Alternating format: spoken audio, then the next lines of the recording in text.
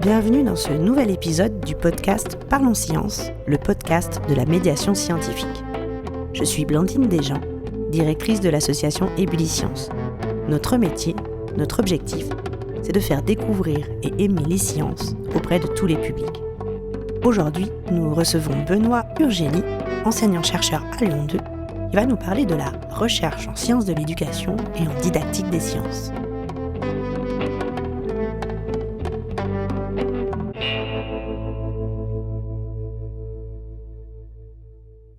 Bonjour Benoît Urgély. Bonjour Blandine.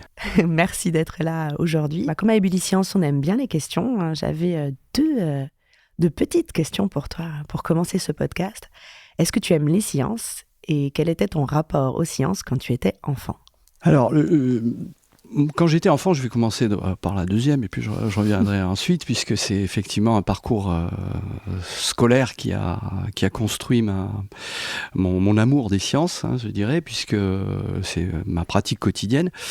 Alors, j'ai été éduqué aux sciences par un enseignant de SVT dans une petite ville de montagne, un passionné de botanique et puis de géologie aussi. Et il avait pour habitude de nous amener très régulièrement à l'extérieur pour comprendre notre environnement. Et son approche était plus une approche du questionnement qu'une approche de l'apprentissage du nom des plantes ou du nom des roches. Sa grande question, je me souviens quand il nous amenait en sortie, c'était comment expliquer, qu'est-ce qui pourrait nous aider à comprendre. Et c'est donc ce type de questionnement-là que je n'avais pas entendu dans tout mon parcours scolaire, qui était plutôt basé sur des questions du type comment on appelle, des questions de connaissances pures. Lui, c'était vraiment des questions de compréhension, et c'est ça qui m'a fait aimer les sciences, en fait. Oui, donc tu as eu la chance, nous c'est ce qu'on essaye de faire tous les jours à Ébulliscience, et toi tu as vraiment eu la chance de rencontrer un adulte qui t'a fait aimer les sciences, en fait. Oui, c'est aussi effectivement un hasard dans un parcours scolaire de rencontrer. D'ailleurs, on a tous des souvenirs d'enseignants, mais on n'en a pas non plus énormément, qui ont une particularité dans leur manière de faire, dans la manière d'être, et qui nous marquent. Moi, je dois reconnaître que oui, c'est grâce à lui. Et puis ensuite, j'ai retrouvé dans mon parcours, d'ailleurs, c'est lui qui m'a orienté vers un parcours de recherche, probablement qu'il savait que dans les milieux universitaires dans lesquels il me proposait de continuer mes études, j'allais rencontrer toujours cet éternel questionnement, cette remise en cause, cette recherche de la validation par l'expérience, par l'observation. Et c'est ça qui me motive quotidiennement. Alors à l'époque, j'étais en sciences de la nature, plus exactement en sciences de la terre. Aujourd'hui, je suis en sciences humaines et sociales, mais c'est cette même soif, cette même envie de comprendre qui m'anime tous les jours. Merci pour cette transition. Ça continue comme ça. Ça va être très facile, ce podcast. Justement, j'aurais bien voulu que tu puisses nous présenter tes recherches, ce que tu fais actuellement. Alors, après les sciences de la Terre, je me suis intéressé à la didactique des sciences, et des sciences de la Terre en particulier. J'ai rejoint un groupe de didactique à l'École normale supérieure de Lyon qui travaillait sur, à l'époque, des questionnements liés à la réforme des programmes. On était en 99, et il était question, le gouvernement était inquiet par le fait que de nombreux rapports soulignaient que les enfants avaient de moins en moins envie de s'engager dans des carrières scientifiques. Et il y avait un sous-entendu qui était que probablement que les pédagogies n'étaient pas assez stimulantes pour des enfants ou des lycéens, des collégiens, pour leur donner envie de faire des carrières scientifiques. Et donc ce groupe de didactique s'est intéressé aux manières de faire, au contenu des programmes. Et j'ai rejoint ce groupe-là et on a commencé à questionner les pratiques pédagogiques dans les classes de sciences, à essayer de comprendre qu'est-ce qui faisait sens, qu'est-ce qui risquait d'éloigner de la pratique scientifique, de la démarche d'investigation. Et on a aussi essayé de regarder quels étaient les savoirs qui pouvaient donner le plus envie de faire des sciences. Et petit à petit, je me suis intéressé à ce qu'on appelle la didactique des questions scientifiques vives, c'est-à-dire des questions d'actualité. Et je continue actuellement à m'interroger sur la diversité des pratiques qui permettent aux enfants de s'intéresser à la démarche scientifique en partant sur des questions de société comme l'écologie, l'environnement, le développement durable, la santé, la biodiversité. Donc voilà, c'est là où j'en suis actuellement. Ouais. Tu constates qu'il y a une vraie difficulté pour les enseignants et les enseignantes à aborder ces questions que tu as appelées vives, on va dire, qui sont aussi politiquement vives? Alors, effectivement, c'est plus facile d'enseigner des connaissances dans lesquelles il n'y a pas trop de débats, il y a pas de débats sociaux. Donc, oui, ce sont des thèmes difficiles à apprendre puisqu'ils sont effectivement politiquement sensibles, donc ils suscitent des débats.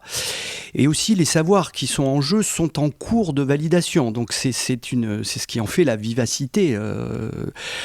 Donc, c'est pas toujours facile pour un enseignant de se dire je vais prendre en charge ces questions-là puisque je risque de me confronter à l'incertitude et également d'avoir une démarche qui est plutôt la démarche du questionnement, de la recherche aussi. La démarche d'investigation est très importante avec l'exploration des arguments, de la diversité des arguments et pas que des arguments scientifiques mais également des arguments sociaux. Et notre disciplinarisation de l'école, on est prof de SVT, on n'est pas prof d'éducation morale et civique, on est prof d'histoire géo, on n'est pas prof de sciences économiques et sociales. Or, toutes ces questions politiquement sensibles supposeraient de mobiliser l'ensemble de ces regards, de les croiser pour faire de l'interdisciplinaire et aider les enfants à se faire une opinion sur ces questions. Or, actuellement, la difficulté principale, c'est que tout est laissé à la charge de l'enfant. C'est à lui de connecter les disciplines les unes avec les autres et c'est une tâche extrêmement difficile pour l'enseignant, bien entendu, et pour l'enfant encore plus s'il est laissé livré à lui-même. Oui, alors c'est vrai que nous avons la chance de collaborer avec toi et l'idée d'avoir un chercheur ou des chercheurs et des chercheuses qui puissent aussi nous aider, nous soutenir, qu'on soit toujours dans cette démarche aussi par rapport à nos propres pratiques pédagogiques de regard critique. Donc, tu nous suis actuellement sur un de nos projets à Villeurbanne qui s'appelle Ma salle mobile de découverte scientifique. C'est quoi toi, ton intérêt en tant que chercheur, de suivre des pratiques ou d'être en questionnement par rapport à ce qu'on pourrait appeler l'éducation informelle, en fait? Alors, depuis, je crois, 5 ans, je dirais, oui, à peu près les années 2020, je me suis intéressé à un autre univers éducatif que celui de l'école, puisque je voulais, j'avais constaté que dans d'autres univers que l'école, on prend en charge des questions politiquement sensibles. Des démarches aussi, on apprend des démarches de sciences ailleurs qu'à l'école, on apprend aussi l'histoire géo ailleurs, le monde associatif, et donc l'éducation non formelle est un espace éducatif d'éducation populaire qui est particulièrement intéressant et riche d'enseignements, ne serait-ce que parce qu'il se présente comme un espace différent de l'école. Et donc j'ai voulu voir dans les endroits et les moments où l'école rencontre l'éducation populaire, où l'éducation populaire vient à la rencontre de l'école, qu'est-ce qui se passe lorsque les deux manipulent des sujets sensibles ou des démarches, comme la démarche d'investigation, pour essayer de comprendre s'il n'y avait pas ici la possibilité d'hybrider, de construire du nouveau d'un point de vue pédagogique qui soit à la fois plus satisfaisant pour les élèves, pour les enseignants et aussi pour les éducateurs, animateurs, médiateurs, comme vous les appelez, médiateurs scientifiques. Et c'est donc en étant présent dans ces moments de rencontre entre éducateurs et apprenants que j'essaie de catégoriser le type de pédagogie qui est à l'œuvre et puis les territoires de négociation possibles entre ces deux approches. Et pour toi, quelles sont les particularités de la pédagogie Madi Nébulliscience ? Alors, ce que j'ai constaté de la pédagogie ébullicien, c'est qu'elle est particulièrement centrée sur une démarche qui est fondamentale en sciences, qui est celle de la compréhension du monde. C'est ce qu'on en recherche internationale, on appelle ça la démarche d'investigation. Elle a été d'ailleurs recommandée pour susciter des vocations scientifiques et redonner des carrières, donner envie à des jeunes de s'engager dans des carrières scientifiques. Je la trouve particulièrement présente dans les approches ébullisciences et notamment par l'intermédiaire de situations que je qualifierais d'authentiques, c'est-à-dire des situations de la vie courante, des objets qui suscitent des questionnements et qui donnent envie d'en savoir plus, qui sont surprenants, qui ne laissent pas indifférents. Et ça, je trouve que c'est une des caractéristiques des Bulisciences. La manière dont sont accompagnés aussi les enfants, de manière assez souvent individualisée, avec des questionnements qui ne donnent pas la réponse tout de suite, qui invitent à aller plus loin, comment ça se fait. Je retrouve là mes questionnements d'ailleurs de mon enseignant lorsque j'avais mes 15-16 ans. C'est ce questionnement ouvert, il n'y a pas de bonne ou une mauvaise réponse, c'est toi qui vas construire ta réponse et ensemble on va essayer d'aller vers du sens pour tous et de la robustesse dans nos argumentations. C'est ça que je trouve très intéressant à observer lorsque vous êtes en interaction avec les enfants. Oui, c'est vrai que nous sommes particulièrement passionnés par ce que nous mettons en place. Néanmoins, on est aussi sur des questions de développement de l'esprit critique et on essaye aussi, grâce à toi notamment, d'avoir un regard critique sur ce qu'on fait. D'où ma question, ce serait quoi pour toi les limites aussi de cette pédagogie Made in Buliscience ? Alors, je lisais, on y travaille actuellement avec des étudiants qui sont dans des masters recherche, en étant présents lors des animations et puis aussi en interrogeant les enseignants, les médiateurs et puis aussi les enfants. Cette année, on essaie de voir ce qui les stimule, ce qui les motive. Alors, il est évident que la motivation est une des réussites principales de la pédagogie Buliscience, même si toutes les expériences ne suscitent pas de l'intérêt, elles sont toutes stimulantes, a priori. Alors, ce qui me semble actuellement poser question pour nous et sur lesquelles, les pistes sur lesquelles on va travailler un peu plus, c'est qu'on se rend compte que ces questions ouvertes, sans forcément apporter de réponse, elles ne sont pas dans la tradition scolaire française et même occidentale, même si dans la Grèce antique, on travaillait plutôt par des questionnements sans donner forcément les réponses, on invitait les gens à aller chercher les réponses.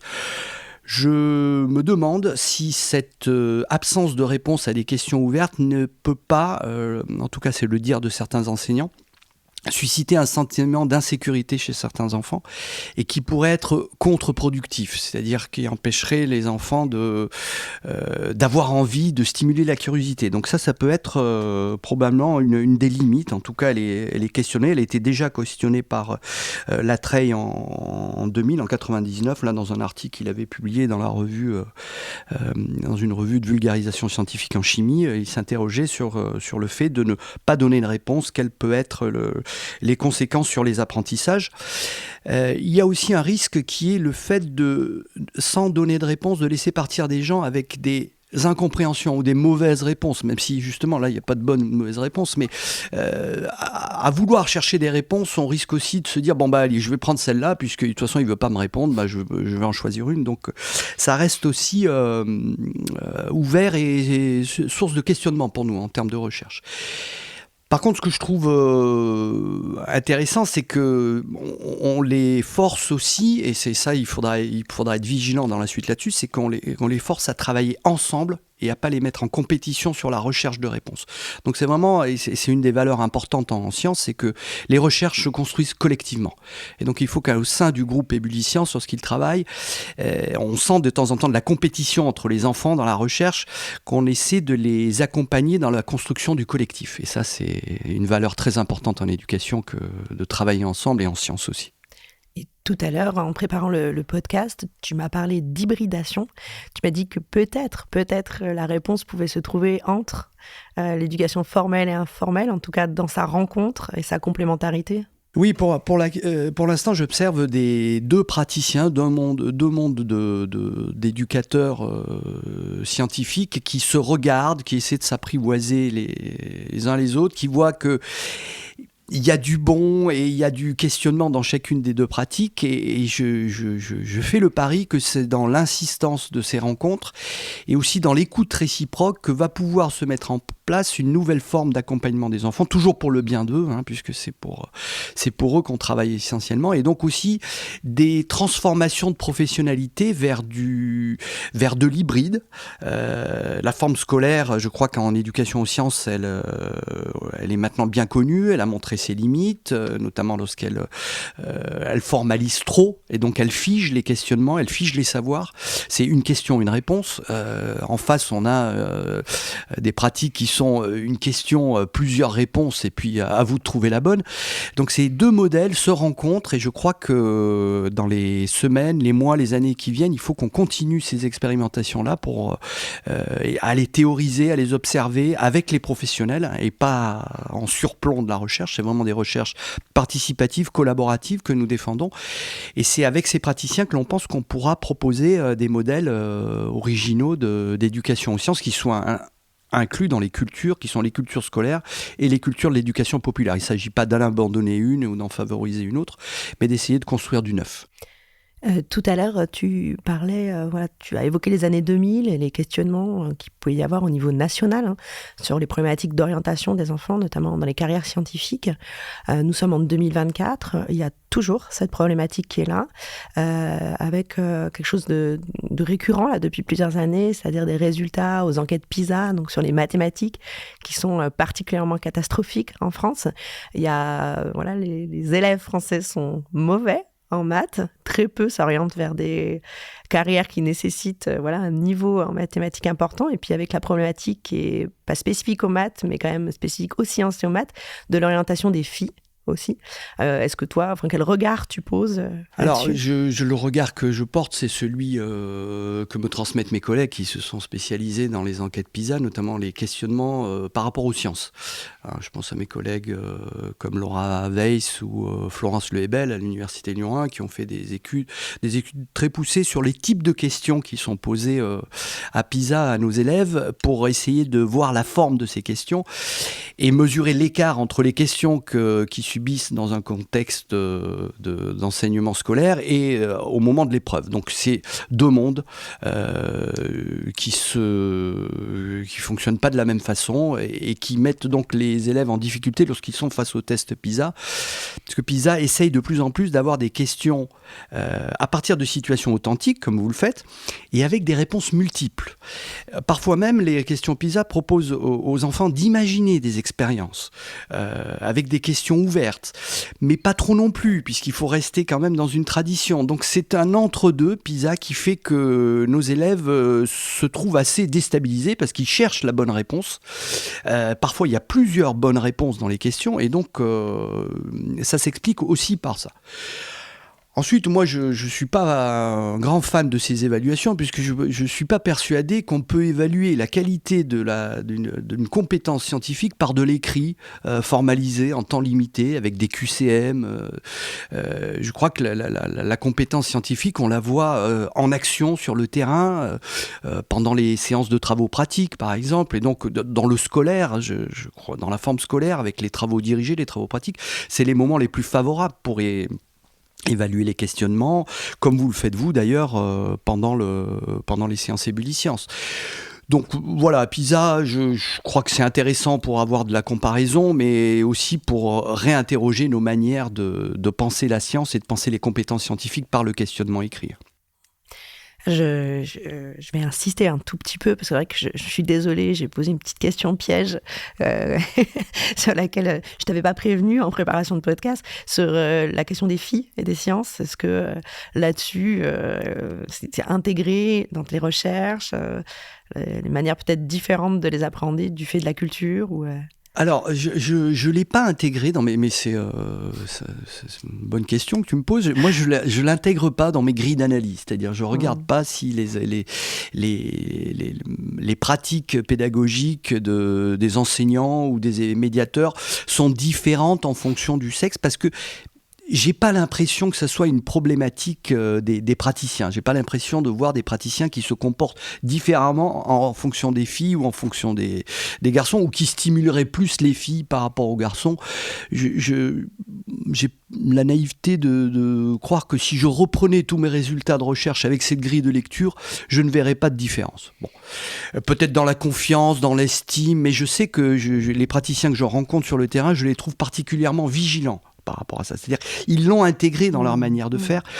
Et moi, je ne vois pas de choses là-dessus. Mais effectivement, il faudrait avoir des arguments de type scientifique pour pouvoir évacuer cette question. Mais en tout cas, dans les préoccupations, j'ai jamais entendu ni un enseignant ni un praticien me dire moi, je fais plus attention aux filles parce que je veux qu'elles aillent faire des carrières scientifiques, ou je les stimule plus parce que je les sens écrasées par les garçons.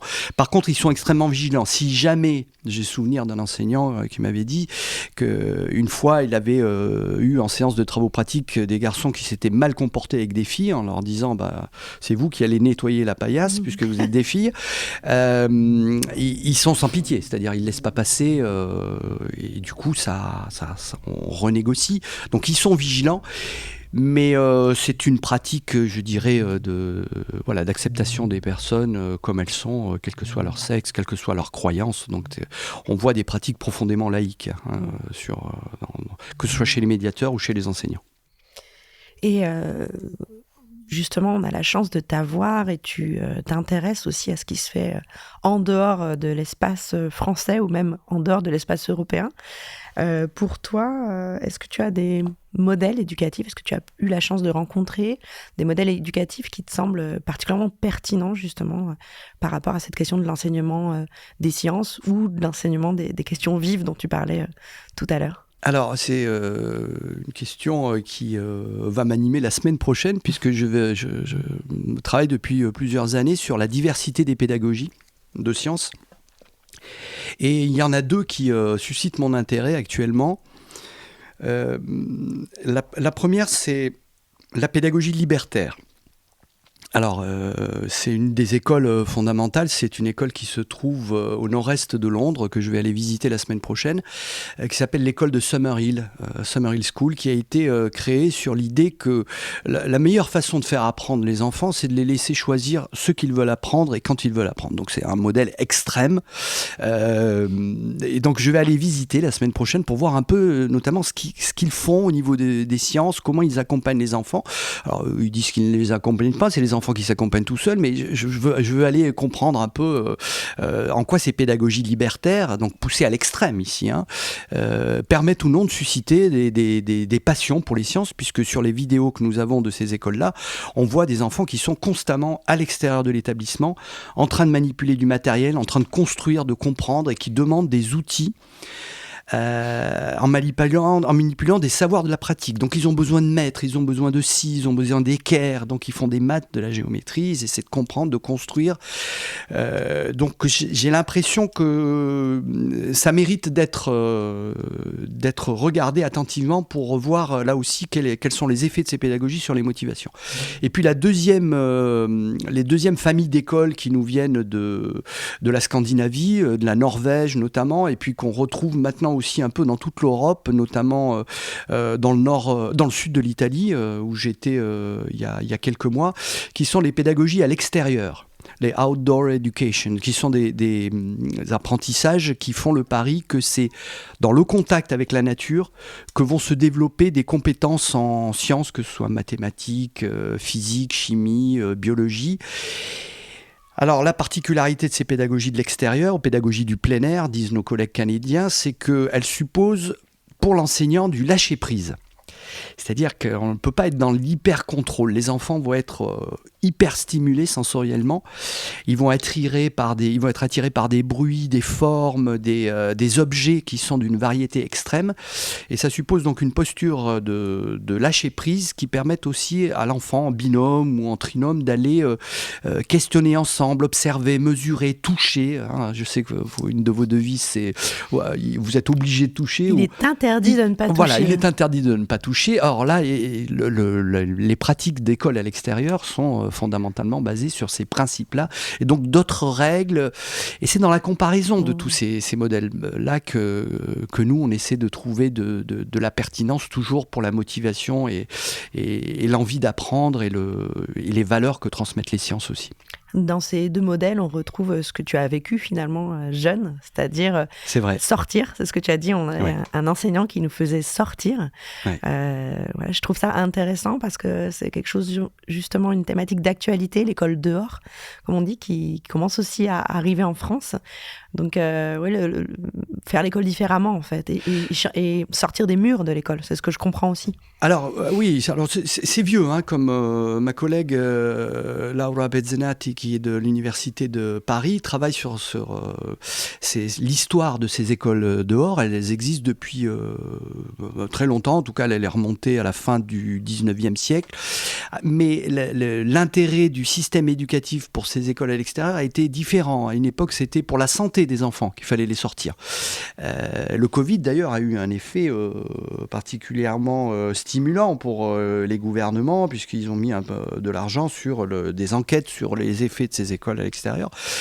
Les questionnements ont été différents, ça a toujours existé chez Célestin Freinet, par exemple, qui est un de nos pédagogues, Élise et Célestin Freinet, le couple Freinet, dans les années 50, à l'époque où la tuberculose faisait des ravages, pour eux, c'était le seul moyen le contact avec la nature permettait aux enfants d'apprendre en étant dans des conditions d'hygiène et de santé optimales. Donc, c'est une problématique qui existe depuis longtemps. Ce qui m'intéresse et ce qui nous intéresse, en tout cas, Laura, c'est d'essayer de savoir un peu quelles sont les motivations pour les enseignants et quelles sont les difficultés qu'ils rencontrent, notamment dans le rapport que les enfants ont à leur corps, qui en classe reste immobilisé et qui là se trouve libéré. Qu'est-ce que ça fait sur la motivation des enfants ? Justement, nous enregistrons dans une école, donc je ne sais pas si nos auditeurs ou nos auditrices entendent, mais il y a des enfants libérés dehors. En ce moment même où nous parlons, d'ailleurs quasiment au moment où tu as dit dehors, on les a entendus. C'est pas moi qui les ai appelés. Hein. J'ai une dernière question pour toi, Benoît. Quelle est ou quelles sont tes expériences ébullisciences préférées et surtout pourquoi ? Alors, j'ai eu la chance de venir à quelques-uns de vos ateliers. On vous a même invité à l'université à venir présenter à nos enseignants, professeurs des écoles, votre manière de faire. Et vous êtes venu un matin, je me souviens, un vendredi matin, devant, je crois que c'était une soixantaine de futurs professeurs des écoles pour les déstabiliser un peu sur la manière d'enseigner les sciences. D'ailleurs, ils ont été très touchés par votre approche, très intéressés. Et moi, j'avais commencé à observer le type d'expérience, puisque je pense qu'il y a des typologies. Alors, j'ai vu des expériences, je ne pourrais pas en citer parce qu'elles sont toutes intéressantes. Je crois que pour nos enfants, l'intérêt, c'est de rencontrer ces différentes familles d'expériences. J'ai vu des expériences, par exemple, que j'appellerais des expériences waouh. C'est-à-dire des expériences qui laissent l'enfant dans une espèce d'effet de surprise. Latreille en parlait, hein, il parle d'expériences surprenantes. C'est-à-dire qui appellerait des explications même presque contre-intuitives, magiques. D'ailleurs, faire des sciences, c'est lutter aussi contre les croyances magiques, la superstition, les arguments d'autorité. Donc ces expériences-là, je les trouve particulièrement intéressantes parce que par l'effet de surprise, et puis aussi par le renoncement aux évidences, aux intuitions premières, on va pousser les enfants à aller chercher des réponses qui sont plus construites et surtout qui résistent à la réfutation. Et c'est ça les sciences. Après, j'ai vu des expériences aussi qui poussent à la créativité. La créativité en sciences, c'est une compétence fondamentale. Vous les poussez à construire, imaginer, faire. Ça, c'est une famille d'expériences que je trouve très intéressante. Il y a les expériences de type défi aussi. Alors ça, c'est un peu, faut faire attention avec la compétition, on va pas les mettre en compétition les uns avec les autres. Il y en a qui peuvent se trouver stigmatisés, donc ça se gère. Hein, c'est le rôle de vos médiateurs qui sont très bien formés là-dessus. C'est une autre famille que je trouve intéressant. Il y a des défis entre les équipes qui font de la recherche à travers le monde pour trouver le vaccin Covid, par exemple, a été un défi mondial. Alors, pas toujours très propre d'un point de vue éthique, mais voilà, c'est aussi, il faut en discuter, il faut le montrer. Faire des sciences, c'est aussi se rendre compte qu'il y a une compétition entre les équipes, alors qu'une des valeurs fondamentales des sciences, c'est le partage des connaissances et des méthodes entre les personnes. Et puis il y a des expériences aussi beaucoup plus intéressantes mentalement, que j'appellerais les expériences contemplatives. En optique, par exemple, vous avez des objets que vous activez, et que l'on regarde, ou les lavalampes, je crois, sont aussi des objets que l'on contemple. Et on se laisse porter par ces objets, et on se dit, mais comment ça marche ?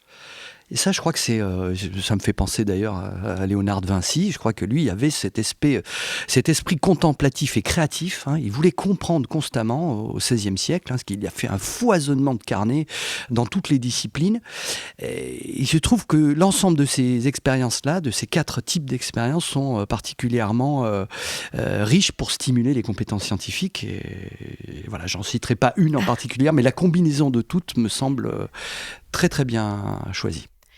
Merci beaucoup, Benoît. Merci à vous. Merci d'avoir participé à cette première expérience d'enregistrement de podcast à Abiliscience.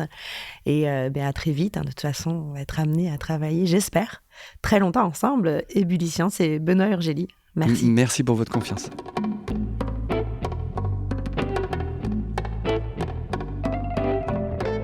Merci encore à Benoît Urgeli pour cet échange passionnant. Nous espérons que celui-ci vous a plu. N'hésitez pas à partager l'épisode autour de vous et on se retrouve bientôt pour un nouvel épisode de Parlons Science, le podcast de la médiation scientifique.